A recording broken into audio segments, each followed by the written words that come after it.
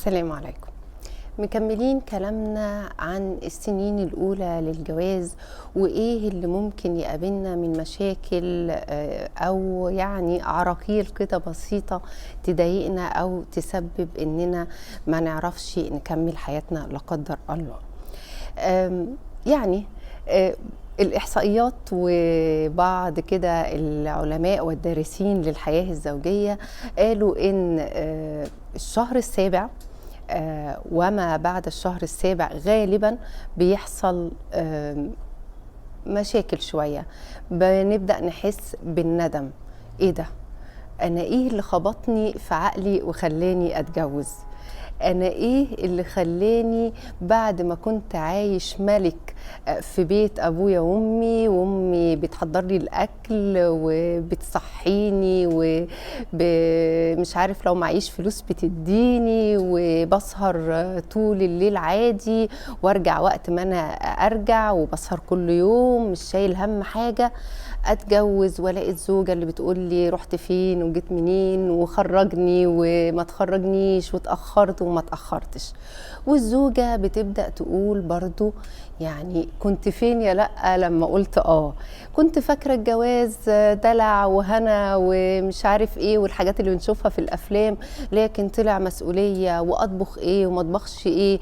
ويا سلام بقى لو الزوجه بتشتغل وبترجع جري من الشغل علشان عايزه تحضر الاكل وتشيل ايه وتشيل الغسيل وتحط ايه وتعمل ايه، دوشه ومسؤوليه زي ما قلنا قبل كده وخلافات واخد ورد وحاجات كتير قوي. احنا كنا قاعدين مستريحين مفيش اي حاجه من الكلام ده، ايه اللي دخلنا في كل المشاكل دي؟ بيبدأ نفكر في كده، ولو جوه دماغنا بنبدأ احيانا نحس بالندم.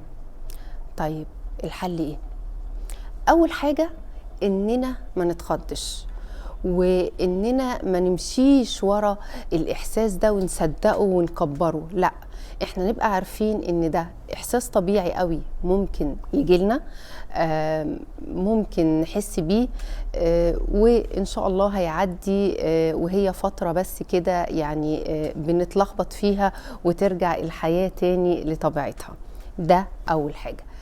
تاني حاجة بقى، اوعى او اوعي نقول لشريك الحياة عن هذا الإحساس، يعني ولو حتى بهزار، ده أنا ندمان إن أنا اتجوزت، ده أنا كان يوم مش عارف إيه إن أنا اتجوزت، ويا سلام بقى نبقى قاعدين وسط أصحابنا كده، ده أسوأ قرار أنا خدته في حياتي يعني، وأنا بقى بهزر وكده. لا، ما نعملش كده أبدا، لأن ممكن الكلمة دي تجرح التاني، او ممكن قوي الطرف التاني يبقى حاسس ببعض الندم، فالكلمة دي تيجي تزودها وتخلي تكبر الموضوع في دماغنا. تالت حاجة بقى نعملها ان احنا ما نرميش اللوم على الطرف التاني حتى لو جوانا من غير ما نقوله. يعني ما ابدأش اقول لنفسي اصل هو بيعاملني بطريقة معينة ده اللي خلاني اندم، او اصل هي ما بتعمليش كذا وكذا فهو ده اللي مخليني اندم، اصل انا كنت فاكر ان انا زوجتي يعني هتبقى احسن من كده في مثلا يعني بتدلعني اكتر بتاخد بالها اكتر، فهي المشكلة في الزوجة، او المشكلة في الزوج انه هو مش بيخرجني ويفسحني زي ما انا كنت متخيلة، او ايا مكان بقى اللي يجي في بالي. المهم بلاش علشان نريح نفسنا ونبعد الخطر عن ضميرنا نقول ان الطرف الاخر هو السبب في ان انا احس بالندم.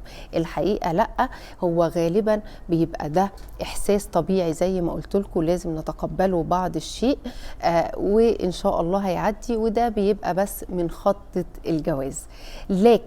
لكن ونحط تحتها كذا خط، لو في مشكلة حقيقية كبيرة بنواجهها مع شريك الحياة، مشكلة مثلا ان احنا اي خلاف بسيط بيتحول لخناقة، مشكلة ان هو بينقل اخبارنا لبره سواء لاهله او لاصحابه، او الزوجة مثلا بتسمع لكلام اصحابها او الجيران، او ايا ما كانت المشكلة اللي مقابلينها، لو هي مشكلة حقيقية لا، في الوقت دوت برضو ما نقولش ان احنا ندمانين، ولكن لازم نقعد مع شريك الحياة ونتكلم بمنتهى الهدوء، من غير ما نلقي اللوم، ولكن نقول ان الموضوع ده مضايقنا وبيسبب لنا مثلا ضيق او حزن او بخاف او بقلق، ونتكلم في الموضوع ونوصل فيه لحل يرضينا احنا الاتنين، لكن ما نسكتش على المشكلة لغاية ما تكبر. السلام عليكم.